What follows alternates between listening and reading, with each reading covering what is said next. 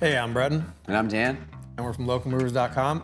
And today we're going to talk about something really exciting, scaling your business by bringing on more labor. So I have a lot of experience in hiring. I think the big key takeaway when you're hiring employees is to provide an environment where they're going to succeed.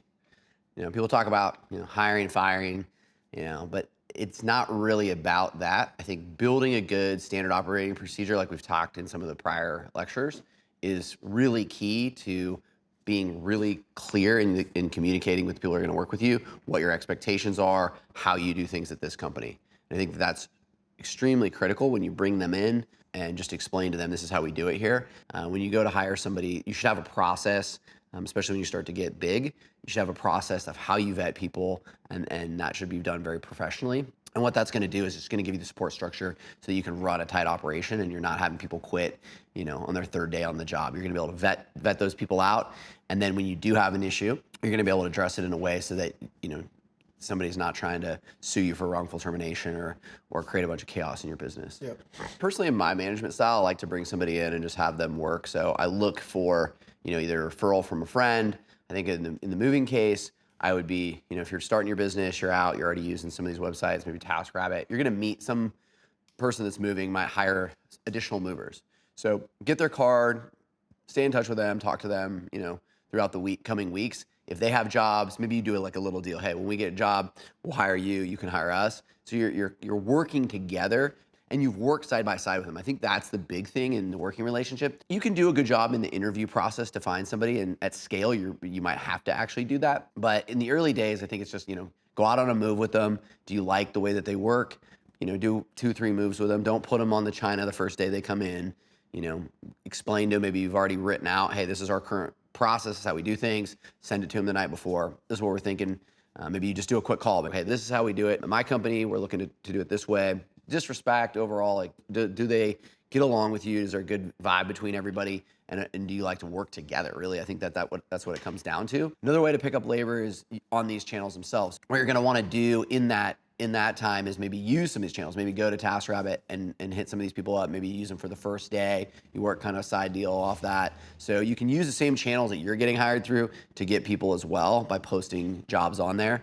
Craigslist is another great place to find labor. And I would also add, if you go to localmovers.com/academy, down the link below, we have a link on there to our pages. We've got a jobs page for if you're hiring guys, and also a jobs page to post yourself to be hired. One thing I like to do when I'm hiring, if I don't know them that well, or even if I know them, is to make sure that they're able to read instructions and understand basic stuff. So usually when I post up a job, if I'm asking someone to email in to express interest in the job, or I'm asking them to text in, I'll usually throw a random word in there. Could be like a fruit, like banana, grape. Could be an animal, like monkey. But something that wouldn't be in there for any sense, for any other reason. And I say, like, please, if you're interested in this job, please start your email with this word in the subject to see if they even read the job post. Because a lot of guys just see $20 an hour, job, click apply, hit send, fill it out, and they don't pay any attention. And those guys are definitely not gonna be able to follow your SOP. If you worked with them before on a job site, obviously, then you can just bring them in. Probably would send an email, if I've got some SOPs, some things documented of how we're running the moving business at the time. If he needs to bring things, maybe he needs gloves, I would have all that put together in an email, kind of intro email. Hey, welcome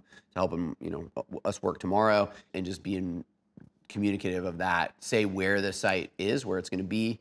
And maybe give the new guy some tasks to do. Hey, can you bring coffee for the customer, something like that. So that way you're kind of already getting into the surprise and delight with the customer, and the new employees already starting to participate that in the first day. I mean, the reality of the situation is, and we both know this, for every 3 guys you bring in, maybe one of them is going to work out, and a lot of them are going to flake out pretty quick.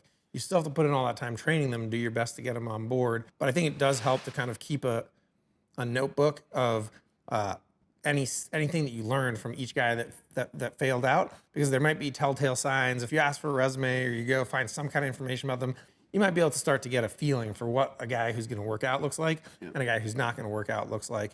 And then in terms of training time and onboarding, how long would you go with a guy before you feel comfortable maybe sending him out? Obviously, if they're 2 business partners, then always one business partner should be with the new guys on the job working. I think you want to basically spend at least a week with the person.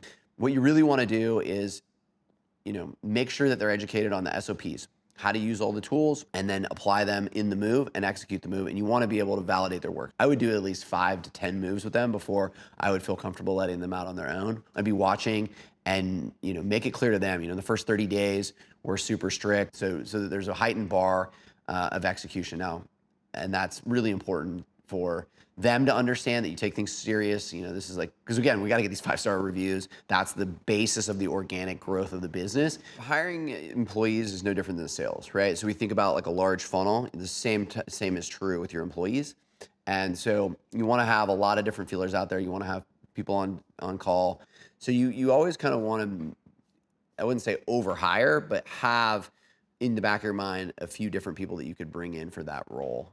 Early stage, I think you have the flexibility to be adaptive and flexible with people. You can meet them, learn their individual story, bring them on maybe into the company. As you scale, it becomes more of a liability, especially when you're working with like large enterprise, B2B, maybe doing those corporate relocation moves. You don't want to introduce any risk. People have all kinds of backgrounds, and you do want to do these background checks. It's a great thing that you can put on your website. Say, hey, we background check everybody. We only hire, the top 1% of the people that come in the door. And so you want to make sure that you have a really high bar. So I think that's pretty robust what we've talked about here. I mean, for me, some things that pop off, maybe my top 3 takeaways here is number 1, you got to have a big pipeline because people will flake off. They won't work out. You'll have to fire them or you won't be able to train them on board. Right next to that is having great standard operating procedures, having everything written down clearly, making everything clear, setting up your employees for success. Yeah, I think just like on top of that would be development of the employees. So not just seeing them as kind of people that come in, warm bodies that make $20 an hour, but as you grow the business, having a merit-based system in your business and bringing those people in wherever you see talent and skill and developing them in that. One, they're going to be very grateful and loyal to your business, and they're going to appreciate the advancement, but they also understand from a really kind of low level how to do the job. Maybe the person advances, they're a dispatcher or they're somebody who's working in marketing, but they've actually been out on the job site. They understand the SOPs all the way to the bottom. They're just going to be able to really build your culture. And I think it's important for people that are coming into your business that there is a pathway to advance within the company. You'll have just a much better and more vibrant culture all the way around. I think that about wraps it up for talking about hiring your first crew and maybe even a little bit beyond. We got pretty deep there. So excited to talk to you guys next time, talking about trucks and vehicles, assets, all that jazz. Come back next time and let's get moving.